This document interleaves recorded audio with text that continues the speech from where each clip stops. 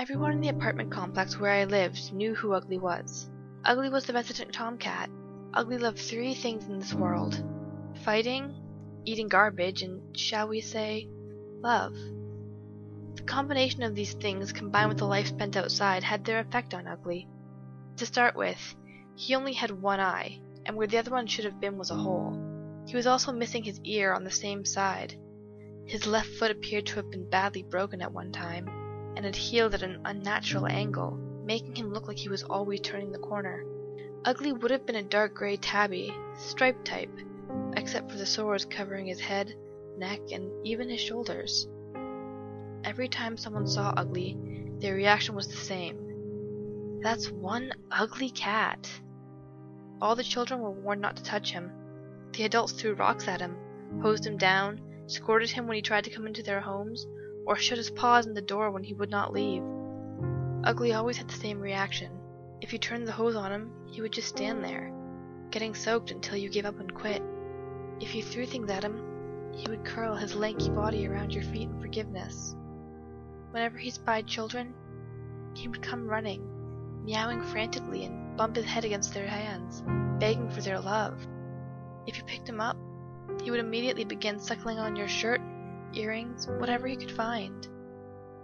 One day, Ugly shared his love with the neighbors' huskies. They did not respond kindly, and Ugly was badly mauled. From my apartment, I could hear his screams, and I tried to rush to his aid. By the time I got to where he was lying, it was apparent Ugly's sad life was almost at an end. Ugly lay in a wet circle, his back, legs, and lower back twisted grossly out of shape, a gaping tear in the white strip of fur that ran down his front. As I picked him up and tried to carry him home, I could hear him wheezing and gasping, and I could feel him struggling. I must be hurting him terribly, I thought. Then, I felt a familiar tugging, sucking sensation on my ear. Ugly, in so much pain, suffering, and obviously dying, was trying to suckle my ear. I pulled him closer to me, and he bumped the palm of my hand with his head. And then he turned one golden eye towards me, and I could hear the distinct sound of purring. Even in the greatest pain, that ugly, battered, scarred cat was only asking for a little affection, perhaps some compassion. At that moment, I thought Ugly was the most beautiful, loving creature I had ever seen. Never once did he try to bite or scratch me, try to get away from me, or struggle in any way. Ugly just looked up at me, completely trusting in me to relieve his pain.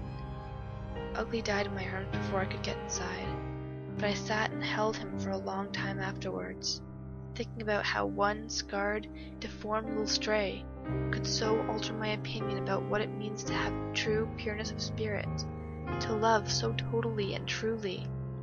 Ugly taught me more about giving and compassion than 1,000 books, lectures, or talk show specials ever could, and for that I will always be thankful.